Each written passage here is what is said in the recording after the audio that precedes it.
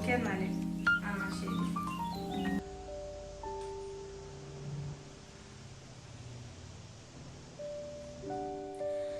റഷീദ് പിന്നെ ഓളിലേക്ക് കൂടുതൽ അടുത്തല്ലോ.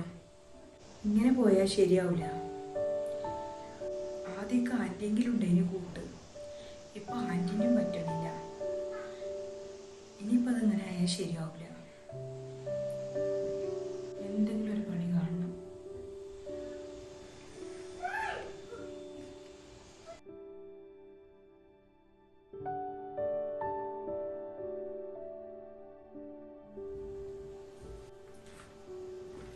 റജില, അനക്കെന്താ റൂമില് കാര്യം?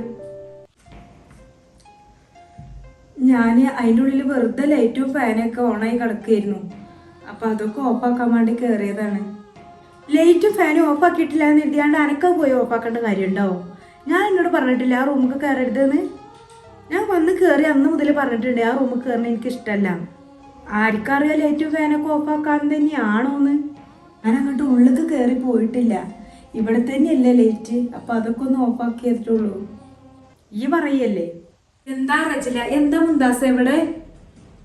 മുന്താസെ, കാണാത്ത കാര്യങ്ങൾ ഈ പറയരുത്. ഞാൻ അങ്ങനത്തെ ഒരാളല്ല. എൻ്റെ ഗോൾഡൊക്കെ ആ റൂമിലാണ്.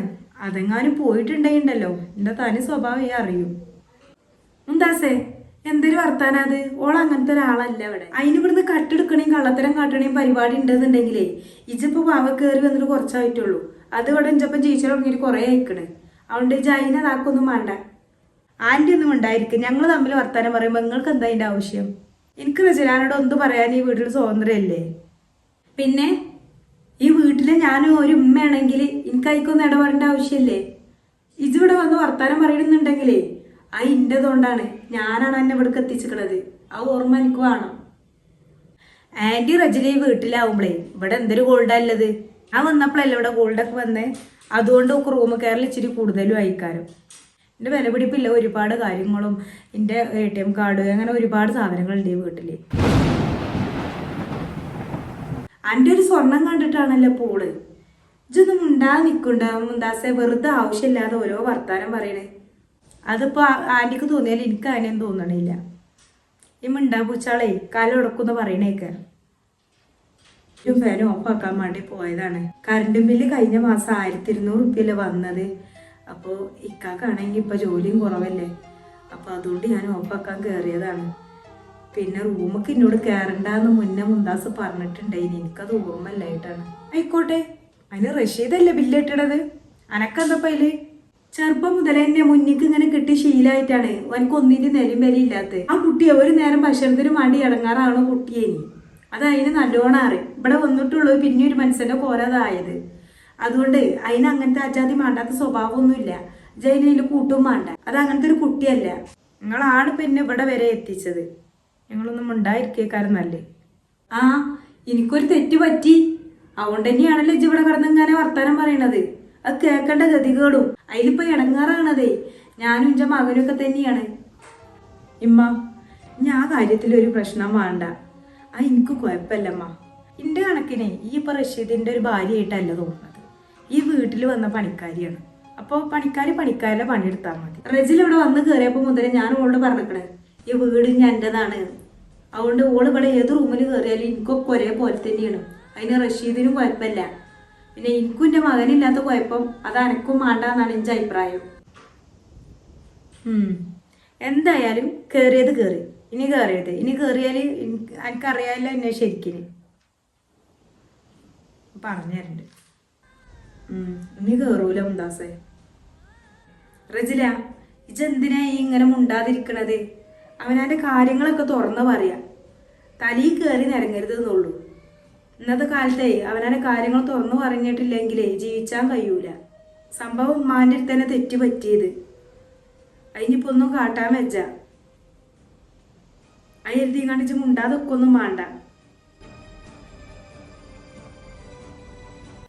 ഇരട്ടക്കളവി എൻ്റെ ജീവിതം വെറുതെ നശിപ്പിച്ച്.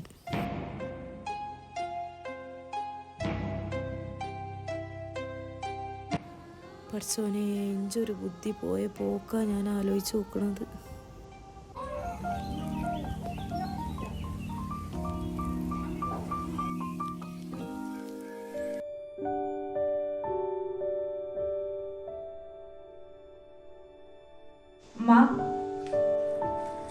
ആ മോളെ സുഖല്ലേ? ഉം. എന്താ നിങ്ങൾ മാത്രമേ ഉള്ളൂ? ഉപ്പ ഒന്നില്ലേ? ഉപ്പല്ലോ മോളെ, ഉമ്മന്നെ ഉള്ളൂ. ഇപ്പൊ ബിസിനസിന്റെ ആവശ്യത്തിന് പോയതാണ് കോട്ടയം വരെ. ആ ഇരുന്നങ്ങട്ടേ ആ ഇരിക്ക. റജിന എന്താ പിടിച്ചോ? എന്റെ അമ്മ വന്നിട്ടുണ്ട് കേട്ടോ. അമ്മക്ക് ചായ ഒന്നും പറ്റൂല, ജ്യൂസ് എടുത്തോ മോളെ. അമ്മക്ക് വേണ്ട. ആ ഇരിക്കി. നിങ്ങൾ എന്തെങ്ങനെ നിക്കണേ? വന്ന കാലിൽ ഇങ്ങനെ നിക്കാതെ ഇരിക്കുക അങ്ങട്ട്. ആ ഞാൻ ഇരിക്കാം. ആ ഇരുന്നോണ്ട്. റജിന അതിൻ്റെ ഒന്നും ഒരാവശ്യമില്ല, എനിക്ക് വേണ്ട. എന്താ അങ്ങക്ക് വേണ്ടാത്തെ? ആ ആപ്പിൾ ഉണ്ട്, അതുകൊണ്ട് ജ്യൂസ് അടിക്കാം അല്ലേ? ആ തണുപ്പ് കുറച്ചാളോ? മുന്താസേ, റജിൽ അവിടെ എന്തോ തിരക്കിലാണ്. അനക്കന്നെ ഉണ്ടാക്കിയ പോലെ ജ്യൂസൊക്കെ ഇജിപ്പോ എന്തിനാ ഓളെ ഏൽപ്പിച്ചത്? പിന്നെ മക്കൾ ഉണ്ടാക്കി കൊടുക്കുമ്പോ അതിന് പ്രത്യേക രുചി തന്നെയല്ലേ. എനിക്ക് അതിനൊന്നും പറ്റൂല മോളെ. ആന്റി പറയണ പോലെ ചെയ്യേ. ഈ പോയി ഉണ്ടാക്കിക്കോ. റജിലാക്ക് അവിടെ എന്തെങ്കിലുമൊക്കെ പണിയായിരിക്കും. അമ്മ, ആന്റി ആദ്യത്തെ പോലെയൊന്നും അല്ല. ഇപ്പൊ ആന്റിയുടെ സ്വഭാവം വളരെ മോശമാണ്. എന്ത് സ്വഭാവം മാറ്റെന്നാ പറയണത്? മുന്താസേ, ഇജാ റജിലാനോടൊന്ന് ചോദിച്ചു നോക്കിയ. ഓൾ എന്ന് കാലം ഇവിടെ വന്ന് കയറിയതാ, ഒന്ന് ചോദിച്ചു നോക്ക്. അതിന് നാത്തൂനെ എനിക്കൊന്നും ആവശ്യമില്ല. ഞാനിപ്പോൾ ഫുഡൊക്കെ കഴിച്ച് വന്നതാണ്. ഇങ്ങോട്ട് പെരുമാറുന്നതിനനുസരിച്ചല്ലേ നമുക്ക് അങ്ങോട്ട് പെരുമാറാൻ പറ്റുള്ളൂ. എനിക്ക് നിങ്ങളോട് ഒരു കാര്യം പറയാനുള്ളതേ, കുറച്ചൊക്കെ മുന്താസിനെ പറഞ്ഞങ്ങാണ്ട് ഏതേലും ഇവിടെ ഏറ്റവും വന്നു ഒന്ന് പറഞ്ഞ് മനസ്സിലാക്കി കൊടുക്കണം. ഒരു കുടുംബജീവിതം എന്ന് പറഞ്ഞാൽ കുറേ നയിപ്പില്ല കാര്യമാണ്. പറഞ്ഞു കൊടുത്താലും ഓളെ സ്വഭാവം ആദ്യം മുതലേ നാത്തൂനെ അറിയണതല്ലേ. അതൊക്കെ അറിഞ്ഞോണ്ട് തന്നെയല്ലേ ഓളോട് വന്ന്. എന്നാലും കുറച്ചൊക്കെ ഞാൻ ഇങ്ങോട്ട് വന്നപ്പോൾ ഞങ്ങൾക്ക് പറഞ്ഞു കൊടുത്തിട്ടുണ്ടേനി. മുന്താസ് ഇപ്പോൾ ഇവിടെ വന്നുകാണ്ട് ഇങ്ങനെ ഈ വർത്താനം പറയണത് കേൾക്കാനില്ലേ ഏടാ. അത് ഞാനായിട്ട് വരുത്തി വെച്ചതാണ്. അത് ഞാനിപ്പോൾ ഇവിടെ തുടങ്ങണില്ല. ഇനിയിപ്പോൾ എനിക്ക് പറയാനില്ല എന്താന്ന് വെച്ചാൽ ഒന്ന് കാര്യങ്ങൾ പറഞ്ഞ് മനസ്സിലാക്കണം. ഇതൊക്കെ അപ്പോൾ കാക്കാനോട് ഫോണിൽ കൂടെ പറഞ്ഞതാണ്. പിന്നെ ഇപ്പോൾ ഒരു വാപ്പാനോട് പറഞ്ഞാൽ മനസ്സിലാകണക്കാട്ടിലും ഒരു ഉമ്മാക്ക് പറഞ്ഞാൽ മനസ്സിലാവും. അതുകൊണ്ടാണ് ഞാൻ നാത്തൂനോട് പറയുന്നത്. മോക്കിപ്പോൾ ഇവിടെ എന്തിൻ്റെ കുറവല്ലത്? ഒരു ജോലിയും ചെയ്യണ്ട, ഒന്ന് എപ്പോഴെങ്കിലും ഹെൽപ്പ് ചെയ്താൽ പോരെ. അത് ആൻറ്റി പറയണ അനുസരിച്ച് കേട്ടൂടെ? അത് ഉമ്മ 2 ദിവസം ഇവിടെ നിന്ന് നോക്കണം, അപ്പോഴാ നമുക്ക് മനസ്സിലാവുള്ളൂ. നാത്തൂനെ, മുന്താസിന്റെ ഭാഗത്ത് കുറേ ഫോൾട്ട് ഉണ്ട് എന്നുള്ളത് ആദ്യം മുതലേ അറിയണ കാര്യം തന്നെയായിരുന്നു. നാത്തൂന് മാസങ്ങളോളം പിന്നാലെ വന്ന് ചോദിച്ചുകൊണ്ട് മാത്രമാണ് ഞാൻ ഈ കല്യാണത്തിന് സമ്മതിച്ചത്. എൻ്റെ മോളെ കാണാൻ അത്യാവശ്യം ഭംഗിയുള്ളതുകൊണ്ടേ ഓൾ ഒരു വട്ടം കെട്ടിച്ച കാര്യം തീർത്താണെങ്കിലും ഒക്കെ നല്ല കല്യാണക്കാരും വരും. പിന്നെ ചോദിക്കണതൊക്കെ എന്താ ശ്രീധനൊക്കെ പിന്നെ അറിയാലോ, കാക്ക കൊടുക്കുകയും ചെയ്യും. അതുകൊണ്ട് നല്ല കല്യാണക്കാർ വരും. മക്കളൊന്നും ആയിട്ടില്ല. എന്നിട്ടും കാര്യമായിട്ടൊരു പണിയില്ലാത്ത റഷീദിന് ഈ റജിലെ ഇരിക്കെ തന്നെ കെട്ടിച്ചെന്നത് അത് എൻ്റെ ഒരു വലിയ മനസ്സുകൊണ്ടാണ് ഓളെയും. അപ്പം അതെന്തായാലും നാത്തൂനെ അംഗീകരിച്ചെന്നേ പറ്റുള്ളൂ. അതിനനുസരിച്ചുള്ളതേ ഓളോട് ചെയ്യാനും പാടുള്ളൂ. ഞാൻ ഓക്ക് സപ്പോർട്ട് എന്ന് പറയുന്നതല്ല. ഇവിടെ നിൽക്കാൻ പ്രയാസമാണെന്നുണ്ടെങ്കിൽ ഓളവിടെ വീട്ടിൽ വന്ന് നിന്നോട്ടെ. അങ്ങോട്ട് വന്നാൽ മതിയല്ലോ ഡെയിലി. ഇടയ്ക്കെപ്പോഴെങ്കിലും ഇങ്ങോട്ടൊന്ന് വന്നാൽ മതിയല്ലോ റഷീദിന്. അധികം ദൂരമൊന്നും ഇല്ലല്ലോ. അതായിരിക്കും ഒന്നും കൂടി നല്ലതെന്നാണ് എനിക്ക് തോന്നുന്നത്. എന്തൊരു വർത്താനം നാത്തൂനായി പറയണത്. ഓന് പേന വിട്ടുങ്ങാണ്ട് എവിടേക്കേലും പോയാൽ ഉറക്കും കൂടി ഇല്ലാത്ത ആളാണ് ഓന്. ചെക്കന്മാരെപ്പോഴും എവിടേക്കേലൊക്കെ പോയാൽ തന്നെ അങ്ങനെയാണ്.